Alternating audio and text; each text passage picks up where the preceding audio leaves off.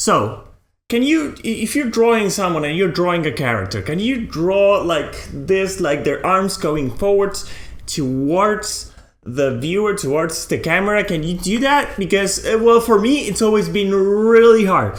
So I decided that this week my challenge is to learn how to draw foreshortening, and everything I learn, I'm going to share it with you. If I succeed, which hopefully I will.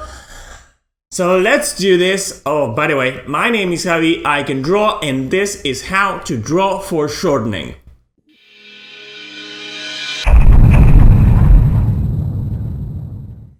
So if you're wondering what foreshortening is, well, foreshortening is like when you have to draw a part of the human body, or basically anything that has volume, and you have to do it in perspective. So for example, you want to draw an arm, but you want to draw an arm like this. Well, the fact that you have to consider the volume going in perspective towards the camera, that is what is called foreshortening, because it's it goes forward, and it's shortening because you have to shorten it to fit the perspective.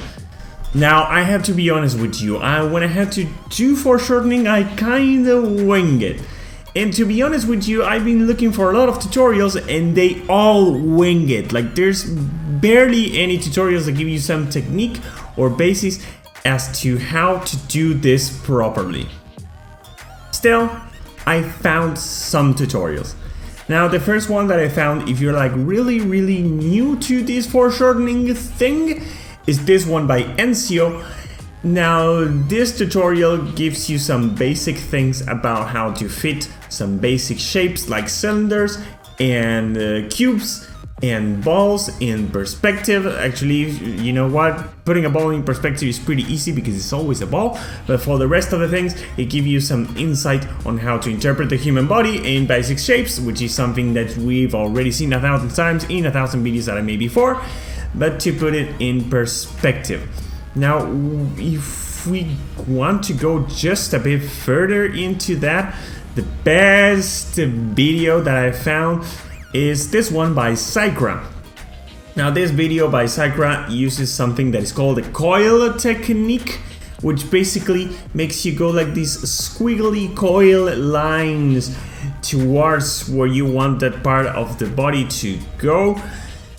It kind of wings it as well, but it doesn't wing it as much as the other tutorials. But it also does something that I have yet to practice that I think that's very useful, that is to consider the axis in which the limbs move. So when you want to move a limb in perspective or to another part, you just draw some kind of circle that it represents the axis of movement of that limb or part that you're trying to move.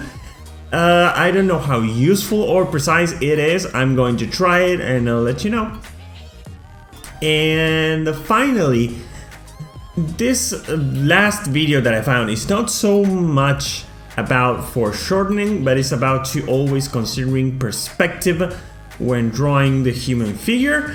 This one is by Aaron Blaze. He's an ex-Disney animator and he's so good, and his videos are so good. You should like totally subscribe to that channel. And well, it just teaches you some ways that you can always, take into account when drawing the human figure and how to take perspective into account. It does it with faces, which, I would have loved for him to use just a full human body. But the way it teaches and the way it explains things, it's pretty clear. And it's still pretty useful as well. So, well, I have to be honest with you. I was going to do a video today in which I was going to try to foreshorten some things and then fail, because I was going to fail, but I thought I was going to save everyone's time, and I'm going to be doing that tomorrow once I've studied all these things that I've found. It's not much to find. And I think there are a few things that no one is taking into consideration that I want to explore a bit to see if it helps in any way to nail foreshortening. And I'm going to share it with you on the next video, so you will have to subscribe to see when that video comes out. I'm kidding, it will come out either later today or tomorrow. That's going to be it for today. Remember that all these things that I'm talking about are going to be linked in the link below. And you can also find in the link is going to be my website, where you can go to other lessons with other links and other stuff that you might want to see.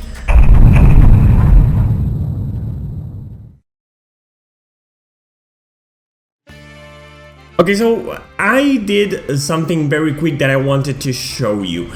Considering what I've been watching from the videos and the tutorials that I found, there were not many, I kind of figured out that there are pretty much 3 ways to foreshortening, or at least like the most simplified way of foreshortening that I found. Now, this is the first one. This one is basically, as I've shown in the example here on the left, is like putting whatever you want to foreshorten in some kind of cube-like structure, and then use the structure of that cube to put what you want to foreshorten in perspective and go from there. On top of that, I just added some coiling to see if it helped. It kinda did, but I'm not so sure about this one. The second one that I did was using the coil technique, which is really good. But the thing about the coil technique is that you start from, like, if you want to do an arm, you start from the shoulder and you keep like coiling, and you don't know where it's going to go to and when you should stop. It's like you get too much into that like coil thing, and you kind of lose perspective of what you want to do. And I don't really know about that. Now, the third one that I did was using the axis suggestion that Psycra also does in the video, and this one, well, the results were very different because I did like, first I did, like I'm showing here, I did the arm, a quick sketch of the arm just laying low and then lifting it using the curves that I drawn, that I considered that were going to be the ones that would take me like to the fist or foreshortened fist, and the result is like super different than the rest. It still looks kind of good, you know. From that point I kind of just coiled it as well, but I don't get the feeling that any of these 3 solutions are the definite solution, but it's going to be a mix of all of them, just a bit. But there's something else that I want to show you, and this is something that is very important. I want you to look at these 3 images, and clearly there's going to be a difference on the third one. Now, is this one wrong? No. Are the other 2 wrong? No, there aren't. There is a thing that is called camera angle. Now, you see, when you are taking a picture or shooting a film, the lens is going to be open at a certain angle to capture the most of what it can of the environment that is in front of the camera. And as you close it, you get to see less. Like when you're zooming, you know, when you're not zooming, the camera angle is going to be pretty open, it's going to be pretty wide, and the more you zoom, the closest is going to get. I'm going to try a little experiment that then I'm going to have to edit on video, so I'm not sure if this is going to work. But I want you to take a look at my hand right now. In this video you will see that my hand is huge compared to like my face, compared to anything. And the more I get away from it, and the more I zoom, I'm going to try not to break my TV, and the more I zoom, you will see that the proportion between my hand and my head has suddenly changed. It is slowly changing, and now it looks a little bit more proportionate. Now, the further away I get, the more proportionate it will get. Like, the more further away I get from the camera and the more I zoom, the more that I can just afford to draw the hand that I'm going to foreshorten in just a regular size hand, not worrying so much about how it's going to look foreshortened. Let me show you an example of what I'm talking about. So, for example, well, I did practice this, and since I always get a little bit nervous when I'm drawing in front of a camera, I don't know how well this is going to be. Still, I'm going to use the one on the left to show you like the zoomed version, so to speak. So if I'm going to show a zoomed version of this, I'm just going to do a hand that just looks like a regular hand. Well, no, it's going to be a really crappy improvised hand. Yeah, this is not my proudest hand. It doesn't matter. So now I have this shoulder here, and since this is going to be like super zoomed, I have to figure out a way to get the arm right. Now I'm going to use something that we've learned already. Now I have the hand, I have the shoulder, so I'm going to do something like this, and I'm going to kinda use a cylinder-like volume to get this right. I'm going to call this just a bit. See, it's some sort of mix. You coil it a bit, then you zoom, then you just think about like the perspective of the thing. I'm going to just adjust the hand here, make it look like something more passable.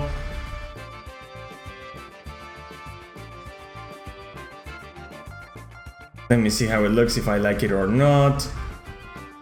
It kinda looks okay. It's not the best and it's a lot of work. But once I considered that the camera angle was going to be pretty zoomed out, pretty zoomed in, it took away the need to figure out the size of the hand. And it looks natural. But now I'm going to do exactly the opposite. Now I'm going to grab this one here, and I'm going to do like this massive fist.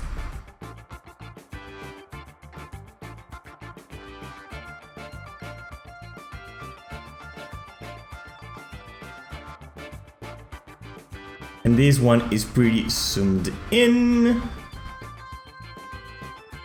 And now, well, now I feel like if I'm going to do this straight for the hand angle that I chose is going to be pretty straight, so I'm going to just... So I'm guessing that from this moment you can kinda coil it just a bit and just get with it. It work? Let me see. I'm always doing this. It kinda works. It kinda does. But the important thing is that when you're going to drive yourself crazy trying to figure out the size of the hand or foot or leg or whatever that you're going to be doing, if it's going too big, you have to consider that you're widening the camera angle, and that will have consequences. But you can't tell the difference, right? So maybe the whole thing about foreshortening is just using a combination of those things, but always considering the camera angle and, you know, using perspective and using like the cylinder shapes. But what I think it is most important is, first of all, to consider the angle, the camera angle that you're going to be using, if it's going to be zoomed in or zoomed out.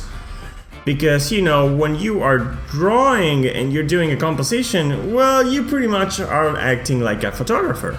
So you have to take that into consideration as well. But I think that, you know, in this particular thing that I just did in this video, I'm just using a hand, and the rest of the body is like parallel to what the camera is aiming. It's just like you're seeing me right now. So if you're going to use some angle, like a top angle or down angle, that changes things a lot. And that's what I'm going to want to explore tomorrow, and that's what I'm going to do. And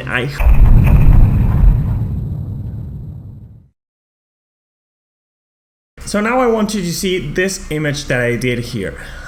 I practiced a bit and I did some like image for foreshortening to get some better idea of the things that I discussed that I showed you on the other video. And now I believe that there's just one more thing that I want to show you. And if you had to tell me what is the most important thing that you are looking at in this image to learn about foreshortening, it is the floor. The floor and the perspective. It is, because when you are going to be drawing someone, you're going to be drawing him or her in a context. It is not an empty context. This is going to be a subject in space, and that space has a camera angle and it also has a perspective. And in order to figure out what is the best way to foreshorten an arm and what it's going to be doing is to first figure out the space that this character is going to be extending their arm in. I know it sounds crazy, but what I'm going to do right now is I'm going to try to show you what I did in order to get this image. Now, I know that this is like super sketchy and is not the best image in the world, and it probably has a lot of work to put in it. It is pretty sketchy, but still, it is a lot better than I was like a week ago. And I think that with this, I can cover some of the most important things that I think that you have to take into consideration when you are going to foreshorten something. So I'm going to do this, and well, let's talk about this image a bit. So the first thing I did when I did this image was to draw an horizon line and a vanishing point that is going to be somewhere around here. As I told you before, it's pretty sketchy, but the base is there. And then what I thought was, like, since I'm not going to be drawing this like Spider-Man posing like person in a vacuum, the most important thing that I could do was to find an anchor point to this perspective. And that's why I started actually with the hand. What I did was say the hand is going to be somewhere around here. So I did like some kind of bulge here. And then I said, like, well, if the hand is going to be kind of here, I want the head to be around here. And yes, I was winging it a bit. I was trying to just gesture it a bit to see what I could come up with.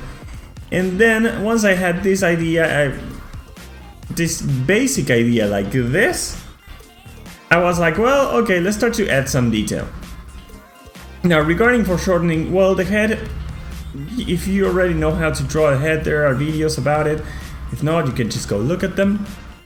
But then, once I have the head and once I have the hand, you just work the chest. That is going to be like this cube-like shape. Yes, it's going to be working at an angle. It's going to go this way.